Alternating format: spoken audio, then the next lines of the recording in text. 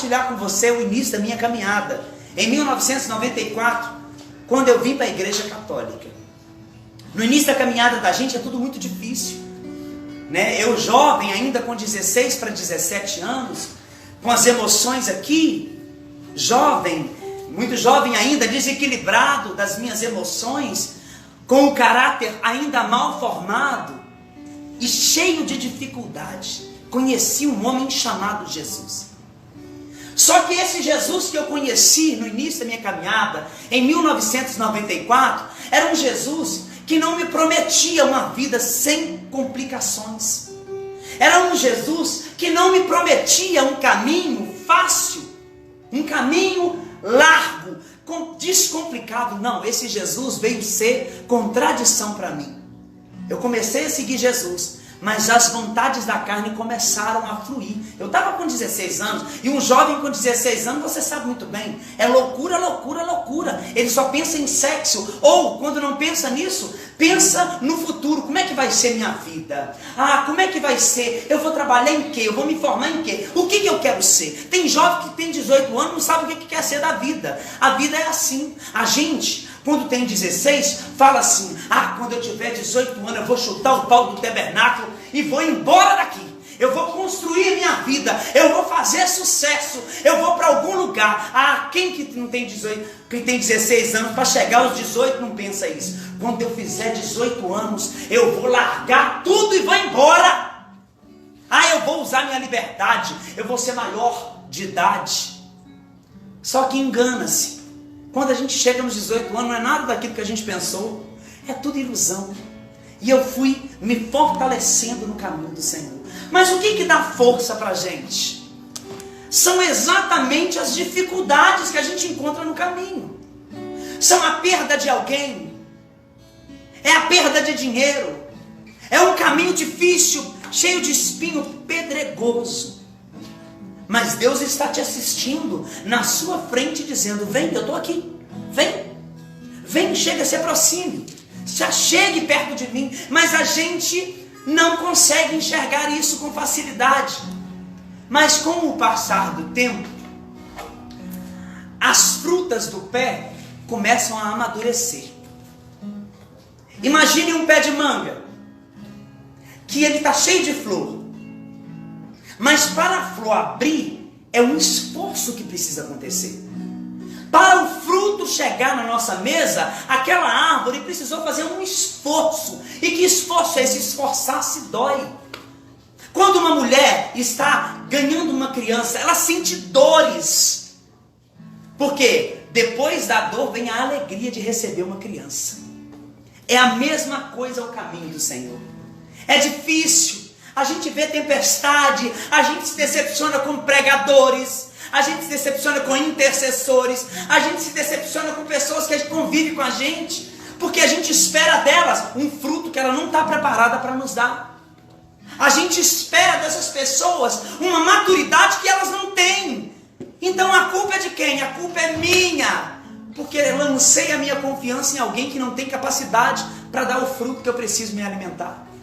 Você já viveu isso? Eu já vivi isso.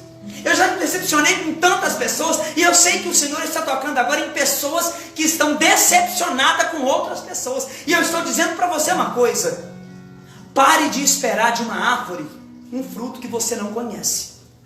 Todo mundo gosta de chupar manga, a maioria das pessoas. Eu, por exemplo, gosto muito.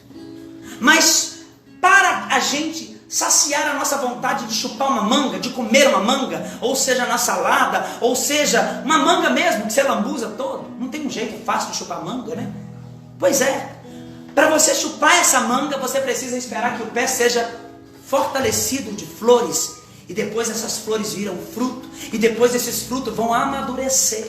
Mas o amadurecimento dói. Amadurecer dói. Por quê? São as dificuldades que me amadurecem na caminhada.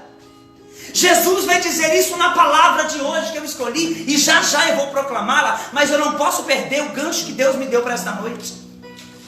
Eu sei que é difícil esperar algo bom de alguém que não tem dado testemunho de vida na igreja, mas a gente precisa ter paciência, porque talvez aquilo que você acha que é joio pode ser um trigo bom.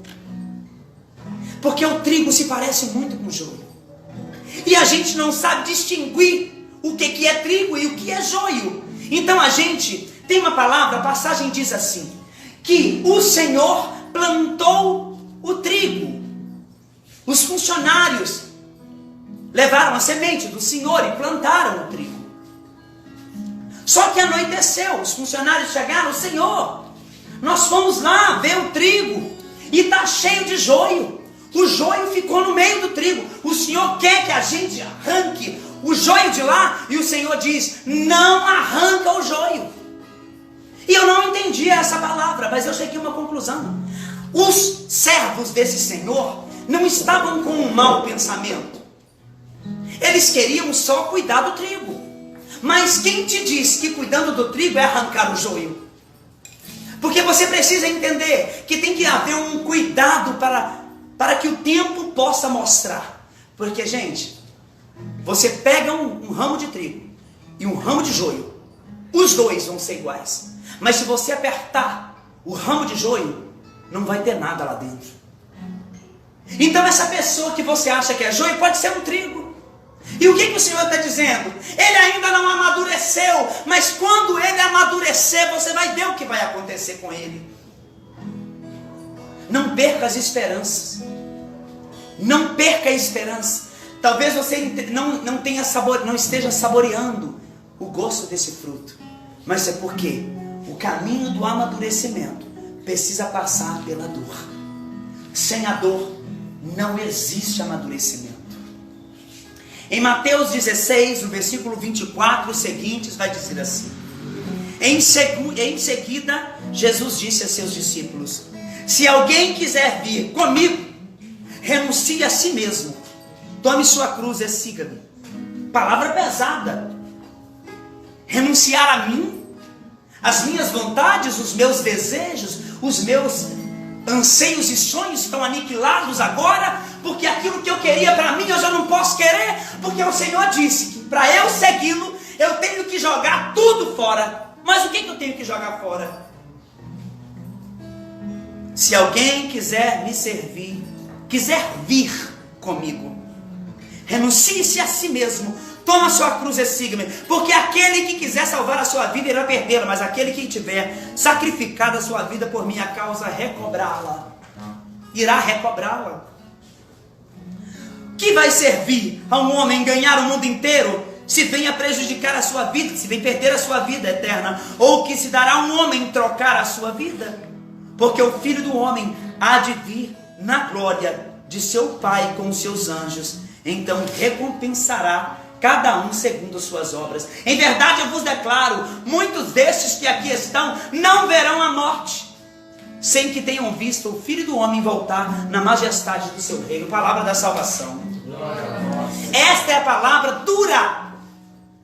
Ele estava ensinando isso, não é para qualquer um, não é para gente que chegou. Ele chamou os discípulos para um lugar à parte e falou com eles: vocês estão achando o quê? Que vocês vão fazer a vontade de vocês? Pois eu tenho para te dizer uma coisa: aquele que estiver aqui, que quiser me seguir, vai ter que sacrificar a sua vida para me seguir. Toma a sua cruz aqui no seu ombro e vem, porque não vai ser fácil.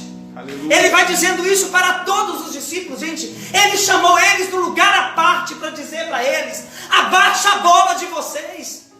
Não é para fazer do jeito que vocês querem, não é para administrar do jeito que vocês querem, é para fazer do jeito que eu estou falando. Jesus, ele amava os discípulos dele. Mas sabe que eu penso às vezes, não é que Jesus Cristo confiava nos discípulos dele, não. É que ele confiava no investimento dele.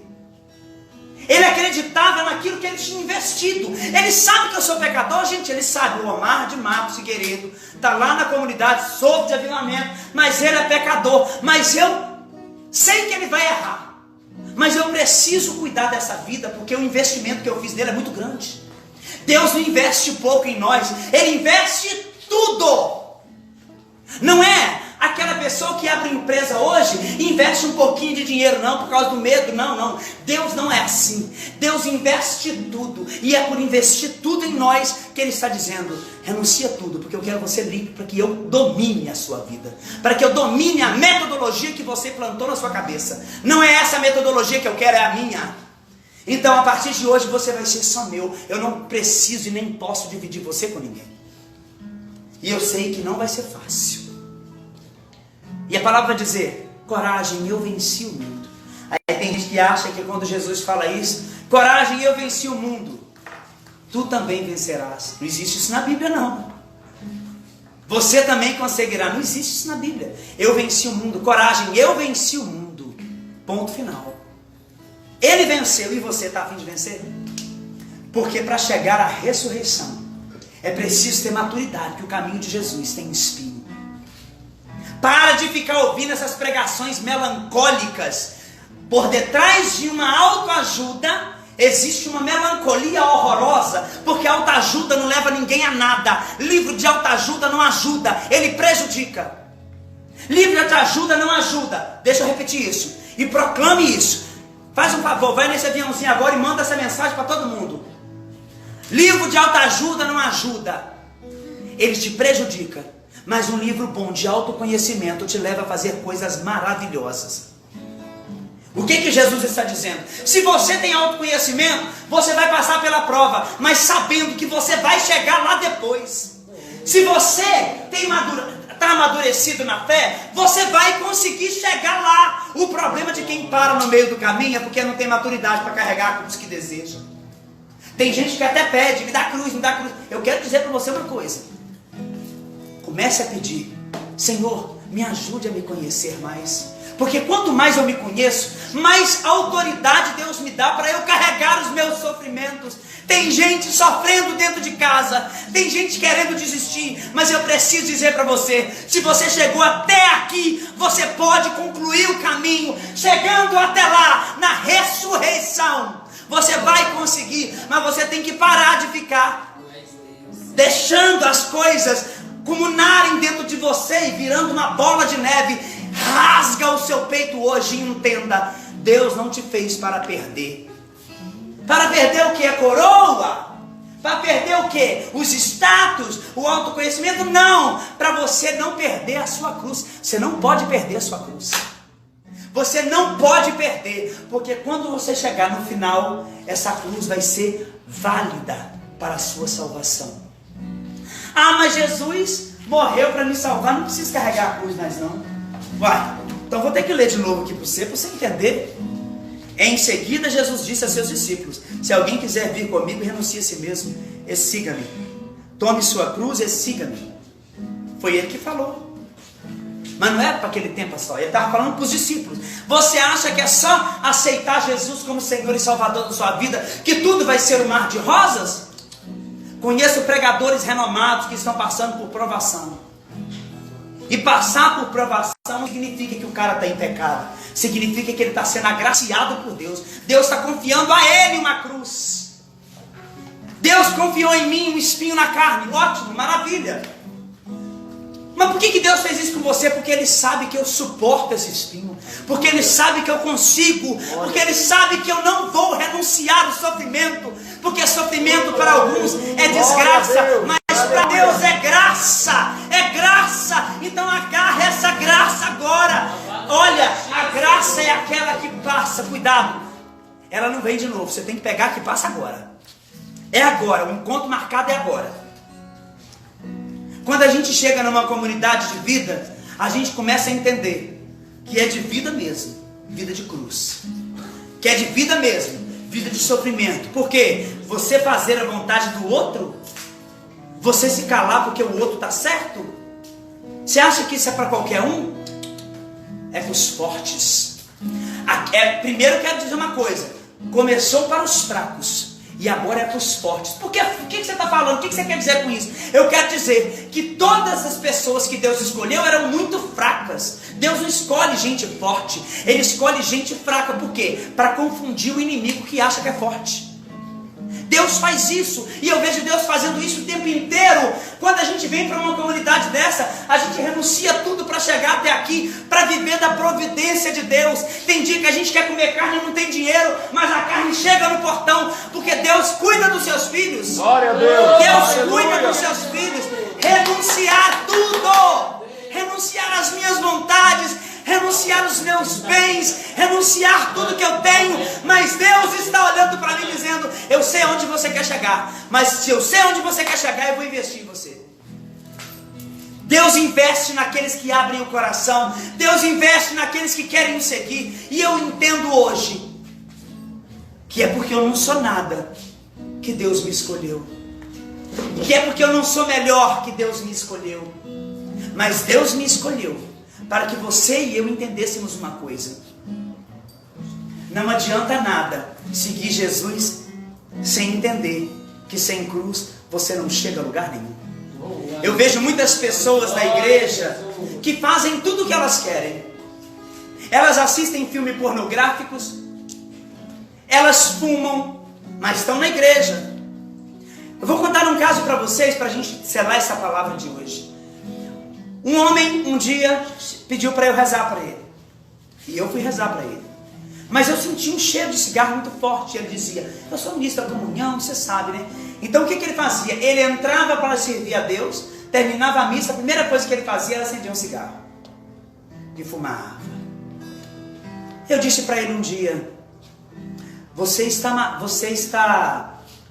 Eu usei uma história para concluir para ele isso que eu vou te dizer. Eu disse para ele assim: você acha pecado fumar, irmão? Ele disse: não. Então por que você não fuma dentro da igreja? Ele disse: como é que é? Ué. Por que você não fuma dentro da igreja? Você acaba de comungar, você fuma um cigarro, você está jogando fumaça na cara de Jesus. Eu não sei quem contou essa história, mas eu usei essa história para falar isso para ele. Aí ele olhou para mim assim: por que você está falando isso comigo? Não, é muito simples. Você pega a carteira do seu cigarro, entra na hora que o padre estiver entrando para celebrar, acende seu cigarro. Se você não acha que é pecado, acende.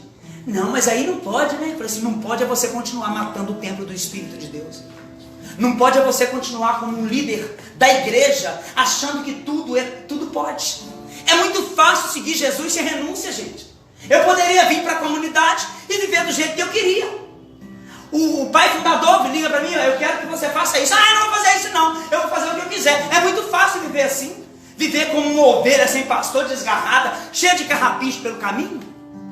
Deus quer de nós nessa noite que nós renunciemos às nossas vontades, porque não foi para nos libertar, porque foi para nos libertar que Cristo morreu na cruz. Ele carregou sobre si as nossas dores, para que nós não perecêssemos. E eu vejo gente caminhando na igreja, como se a igreja fosse só mais uma das suas vontades. Então, para chegar é fácil, todo mundo entra na igreja. O cachorro mesmo, ele entra dentro da igreja, se a porta estiver aberta, é muito fácil. Agora, a igreja quer que você entenda: você é uma pedra, e para você ser uma pedra lapidada, você vai ter que ser fiel às doutrinas. Eu lembro que eu era terrível, meu Deus do céu. O Elbert, que deve estar vendo essa live, se não tiver vendo, eu vou marcar ele depois nela. Ele vivia me chamando a atenção: Omar, para, Omar. Eu não mudava de jeito nenhum, eu estava na igreja, mas eu era impossível. Eu não me submetia ao senhorio das pessoas. Não. Tinha que ser do meu jeito, da forma que eu queria. Até que um dia ele falou comigo assim: eu desisti de você, Omar. Você quer andar sozinho. E quem quer andar sozinho nunca vai conseguir chegar no céu sozinho. Aí eu entendi. O que eu tenho que fazer, Elvis? Quando alguém te falar uma coisa, escuta. Baixa o tom das suas brincadeiras. Você fala demais, você brinca demais. Você não é criança mais, você já é adulto. Toma vergonha na cara. Ele falou isso comigo. Mudei de vida, eu precisava disso. Aí eu comecei a entender: eu sou templo de Deus, e eu assumi o ministério, ou da pregação, da música, eu já não sei qual que eu uso. Eu assumi esse ministério para mim de anúncio, mas eu tenho que me comportar como gente cristã, como homem.